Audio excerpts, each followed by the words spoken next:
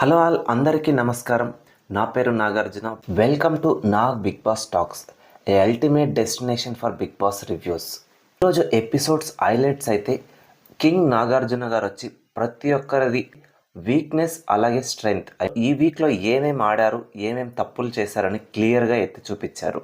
దీనితో పాటు హౌస్లో విలన్ ఎవరు అలాగే హీరో ఎవరు అని కూడా హౌస్ మేట్స్ డిసైడ్ చేశారు. దీనితో పాటు మరో మేజర్ హైలైట్ ఏంటంటే మణికంఠ అయితే డేంజర్ జోన్లో ఉన్నాడు. ఇక హౌస్లో ఒక్కరైతే సేవ్ అయ్యారు.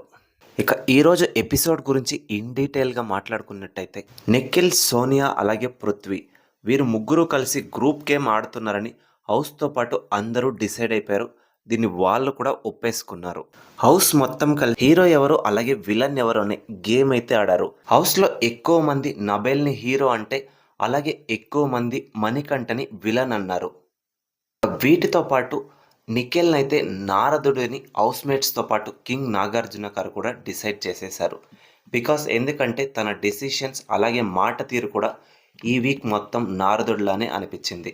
సోనియా అలాగే యష్మి వీరిద్దరి కాంట్రవర్షియల్ టాక్, నామినేషన్లో ఏమేమి మాట్లాడుకున్నారో క్లియర్గా ఎత్తి చూపించి సార్ట్అవుట్ చేశారు నాగార్జున గారు. విష్ణుప్రియ నిఖిల్ని కాంచనాని ఎందుకు ఆడుకునింది, అది తప్పు అని క్లియర్గా నిరూపించారు నాగార్జున గారు.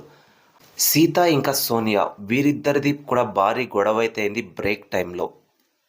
ఓవరాల్గా ఎపిసోడ్ సమ్మరీ ఏంటంటే 5 మెంబర్స్ నామినేషన్లో ఉంటే ఒకరు సేవ్ అయ్యారు. నబేల్ అయితే సేవ్ అయ్యాడు. Manikanta still is in danger zone. Remaining contestants కూడా సేఫ్ అని చెప్పలేం. ఎవరు ఎలిమినేట్ అవుతారో రేపైతే చూద్దాం. రేపైతే ఎలిమినేషన్లో ఎవరు ఎలిమినేట్ అవుతారు, ఎవరు అవ్వాలనుకుంటున్నారో కామెంట్ చేయండి. మణికంఠ సీక్రెట్ రూమ్కి వెళ్ళాడా లేదా అని కామెంట్ చేయండి. Thank you for watching. మరిన్ని సరికొత్త వీడియోస్తో మళ్ళీ కలుసుకుందాం. జై హింద్.